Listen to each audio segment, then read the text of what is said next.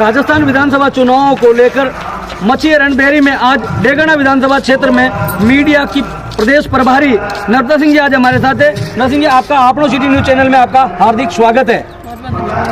Madam, इस समय राजस्थान में चुनावों को लेकर जो चल रहा है, तो भारतीय जनता पार्टी को जनता किस प्रकार यहाँ मत देगी, क्यों देगी, क्या कारण है? देखिए, सबसे पहले बताना चाहूंगी कि भारतीय जनता पार्टी विजय है। भारतीय जनता पार्टी सरकार बनाने जा रही है और भारतीय की जनता ने, राजस्थान की जनता ने ये खुद ही घोषणा कर दी है हर जगह। इस कांग्रेस के खूनी पंजे से बचने के लिए, महिलाओं की सुरक्षा के लिए, बड़े बुजुर्गों की सुरक्षा के लिए, युवाओं के रोजगार के लिए, भविष्य के लिए भारतीय जनता पार्टी का आना अति आवश्यक है।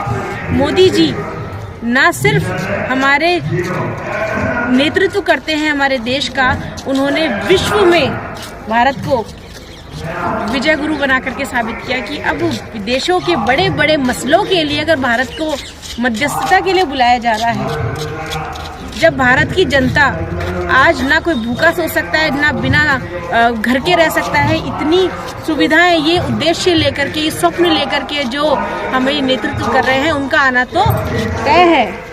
मैडम, राजस्थान के अंदर वसुंधरा जी और भारतीय जनता पार्टी और 2 बार मुख्यमंत्री रही है, अब तक जो पुराने जो मतदाता है उनके बीच में जो ये मतभेद उभर कर रहा है, उसको लेकर आप क्या कहेंगे?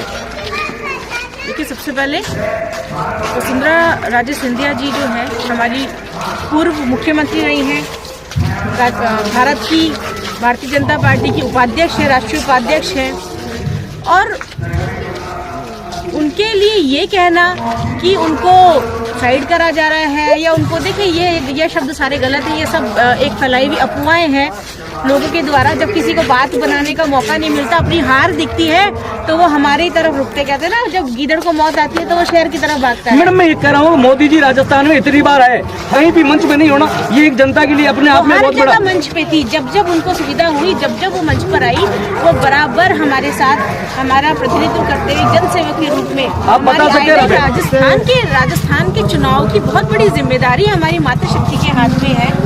वो हमारी पूर्व मुख्यमंत्री रही है, भारत की राष्ट्रीय उपाध्यक्ष है, तो उनके पास सिर्फ एक मंच का ही कार्यभार नहीं है ना, उनके पास बहुत कार्यभार है और वो अपने कार्य को हर तरीके से पूर्णता से, सक्षमता से कर रही है। तो जनता को हमें यह बताना चाहिए, एक तो होता है जो मंच पर बैठता है और एक होता है जो पूरा कार्य संभालता है, और वो हमारी वह नेत्री है जो पूरे राजस्थान को भार उठा करके बैठती है। तो हम ये नहीं बोल सकते कि उनको दरकिनार करा गया, ये करा गया, वो पूरा मोर्चा संभाल रही है एक योद्धा की तरह। इतना योद्धा की तरह आप मानते हैं, योद्धा की तरह है, भाजपा की बहुत टॉप नेत्री आप मानते हैं, तो पहली लिस्ट में भी उनका नाम नहीं आकर कई समय उनका खुद का नाम भी बाद में आना, ये अपने आप में मतदाताओं में और भारतीय जनता पार्टी के कार्यकर्ताओं में अब तक जो संदेह का जो था, उसको लेकर आप क्या कहेंगे? ये कार्यप्रणाली होती है, ये कार्यप्रणाली होती है कि किसका नाम पहले आएगा, किसका बाद में आएगा। कार्यप्रणाली से हम ये नहीं कर सकते कि इसको दरकिनार करा के उसको प्राथमिकता दी गई। हर कार्य की कार्यप्रणाली, ये हायरार्की होती है कि ठीक है, पहले पार्टी ने 3 चरणों में करना का था, लेकिन वो आगे बढ़ के 4 और 5 हुए। तो यह एक प्रणाली है जिसको हम पार्टी फॉलो करती है, क्योंकि भारतीय जनता पार्टी एक वक्त एक शासन, एक प्रणाली, इस पर काम नहीं करती। ये करती है संगठनात्मक रूप से कि मेरा संगठन, मेरे शब्द, मेरा नेतृत्व, मेरा प्रभारी, मेरा जनसेवक, मेरा नेतृत्व। मेरे पार्टी के कुछ सिद्धांत हुआ करते थे कि ये कांग्रेस का है, ये बीजेपी का है, ये आरएलपी का है, या फलानी जगह, मगर आज वो कल कांग्रेस में होता है, आज बीजेपी में आ जाता है, तो सिद्धांतों का क्यों गला घोटा जा रहा है? इन पार्टियों की क्या स्थिति है? आप मीडिया के प्रदेश प्रभारी, इसलिए ये तो आप उनसे पूछिए जो अपनी अपनी पार्टी छोड़ के भारतीय जनता पार्टी में आ रहे हैं। कांग्रेस के लोग आ रहे हैं, कांग्रेस के कई बड़े दिग्गज नेता आ रहे हैं, आरएलपी के बड़े दिग्गज नेता आ रहे हैं, तो ये तो उनका खुद का डिसीजन है आना है। उनको पता है कि मैं खूनी पंजे में या किसी भी और पार्टी में ना रहूं, मेरे को मेरा भविष्य जो है भारतीय जनता पार्टी में जाना है। भारतीय जनता पार्टी विशुद्ध रूप से, शुद्ध रूप से जन सेवा करती है। मेरे राष्ट्र को, मेरे राष्ट्र को अगर पूरे विश्व पटल पे ले जाना है मुझे, और खुद के हर एक जनता आज इतनी ज्यादा कह सकते हैं चेतना में आ गई है कि उनको पता है कि मेरा राष्ट्र अगर शीर्ष पे जाएगा तो मैं स्वयं भी जाऊंगा। नहीं, मिथ्या है, ये लोकतांत्रिक देश है, हर एक इंसान को अपनी स्वयं निर्णय लेने का अधिकार है, चाहे वो पार्टी में आए, चाहे पार्टी से जाए, ये उसका खुद का नेतृत्व, खुद का डिसीजन होता है। मेरा डिसीजन है कि मुझे मेरे राष्ट्र के लिए खड़ा होना है तो मैं इस पार्टी में रहूंगी। मेरा डिसीजन है कि मुझे राष्ट्र के लिए नहीं खड़ा होना, मुझे मेरे लिए खड़ा होना है, मुझे मेरी जेबें भरने के लिए खड़ा होना है तो मैं दूसरी पार्टी में जाऊंगी। मैम, जब जिस समय कल गत चुनावों में उन्हें सचिन पायलट के सामने टोंक से चुनाव लड़ा दिया गया था, पूर्व में कैबिनेट मंत्री वसुंधरा के कासमकर, और आज उन्हें टिकट नहीं देकर वो निर्दलीय जीतकर भारतीय जनता पार्टी का समीकरण बिगाड़ा जा रहा है, उसको लेकर आप क्या कहेंगे? अगर आप हम सभी के लिए सोच लेंगे कि इसको भी टिकट दे दिया जाए क्योंकि इसने पहले किया था, तो फिर नए चेहरे कैसे आएंगे? भारतीय जनता पार्टी कार्यकर्ताओं की पार्टी है, जिसमें दरी पट्टी बिछाने वाले भी जो थे वो आज शीर्ष नेतृत्व कर रहे हैं। तो ये पार्टी उन आम कार्यकर्ताओं की है, ना कि किसी के बाप की बकौती है कि भाई ये मेरा था और तो मुझे ही मिलेगा। हर नया फेस आएगा, हर काबिल इंसान को पार्टी में जगह दी जाएगी। तो फिर वसुंधरा जी को क्यों चयन नहीं किया गया? ये आपत्ति समझकर उनको बाहर, उनको ही क्यों टिकट दिया गया? क्या वो युवा है? क्या वो नए चेहरे नहीं ला सकते? तो वहाँ तो ऐसा चीज और दूसरी जगह ऐसा क्यों नहीं? ऐसा क्या कारण रहा? आपने एक कहावत सुनी है, मैंने बचपन से अब तक सुनती आई हूँ कि मेरा अगर सेनापति शेर है तो मेरे चूहे प्रजा भी शेर बन जाएंगे, और मेरा सेनापति अगर गीदड़ है तो सब गीदड़ बन जाएंगे। पढ़ी है ना? तो अगर हमारे पास ऐसी मातृ शक्ति है जो सभी को संचालन एक बखूबी से कर सकती है, तो वो चाहे युवा हो चाहे वो कोई भी हो, उन्हें उसी तरीके से कमान पकड़ाई अभी 2 मिनट पहले आपने ये कहा था कि युवा चेहरे कैसे आएंगे? योग्य व्यक्ति के लिए युवा चेहरा ये नहीं कहा था आपको कि जो योग्य उनको हटा दिया जाएगा। मैंने ये कहा कि नयों को भी आगे लाया जाएगा और योग्यता को प्राथमिकता दी जाएगी।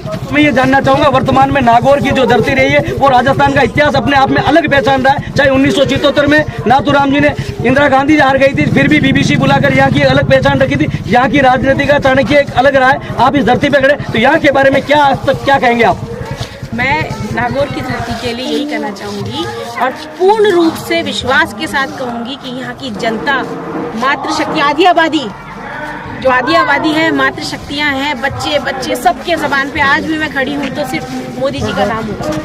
किसी व्यक्ति विशेष, जाति विशेष पर नहीं हो रहा, यह विचारों पर हम जा रहे हैं कि मेरे विचार क्या है। मेरे विचार है राम राज्य की स्थापना हो, और राम राज्य की स्थापना होने जा रही है 22 जनवरी को। सब तीसरी बार दिवाली मनाएंगे। मैं उस बात से फिर आपसे एक बात कहना चाहूंगा। अभी आप मंच में 33% की बात कर रहे हैं, इतने पुरुष प्रधान के मात्र एक मैडम मंच पर थी, तो इतनी क्या कारण थी? महिलाओं को यहाँ प्रधान भी रही है, सरपंच भी रही है, अन्य, पर आज मंच पर नहीं है। ऐसा क्या कारण? उनको क्यों पीछे धकेला जा रहा है? सिर्फ टिकट और नाम के लिए उनको आगे लाया जा रहा है। मंच और इस स्थिति में क्यों नहीं है आगे? आप एक प्रदेश का नेतृत्व करते हैं, इसलिए मेरा आपसे जानना है। मैं मेरी आधी आबादी को रिप्रेजेंट कर रही थी। अगर मैं खड़ी हूँ तो मेरी आधी आबादी वहीं खड़ी है, ये बात याद रखिएगा। मेरे सामने मेरी सारी मातृशक्तियाँ खड़ी थी। अपने घर से, गांव में से जो दूध का टाइम होता है इस टाइम निकालने का, अपना दीना छोड़ करके यहाँ पर आके खड़ी हुई। बच्चियों के पढ़ने का टाइम था, हर बच्ची आकर यहाँ पे खड़ी हुई। आप ये नहीं कह सकते कि मेरी मातृशक्तियाँ को पीछे रखा जा रहा है। आज जितने आपके पुरुष खड़े थे वही आदिशक्ति खड़ी। इस समय राजस्थान में, प्रदेश में एक अपने आप में अव्वल, इस क्षेत्र में राजस्थान प्रदेश अव्वल माना जा रहा है। राजस्थान आज की तारीख में, क्योंकि कांग्रेस सरकार चल रही है, महिलाएं सुरक्षित नहीं है। हर 5वें दिन कभी कितने साल की बच्ची का बलात्कार हो रहा है, छोटी छोटी बच्चियों को नहीं। तो आपकी सरकार आने के बाद बालिकाओं को लेकर किस प्रकार की श्योरिटी होगी, किस प्रकार की होगी, आप क्या संदेश देंगे? मोदी जी ने मातृशक्ति को लेकर के इतना ज्यादा अपना जो है फोकस कर रखा है कि जन आवास योजना में भी उन्होंने महिलाओं के लिए ही करा कि सिर्फ महिलाओं के लिए ही उनको मकान दिए जाएंगे। करा, महिलाओं की शिक्षा पर कितना जोर दिया गया, सभी बच्चियों की सुरक्षा पर जोर दिया गया, यहाँ तक कि उनके जो नए स्टार्टअप व्यापार है उन पर भी जोर दिया गया। रेवेन्यू पर हर तरीके से उनको सुरक्षा दी गई। आप प्रदेश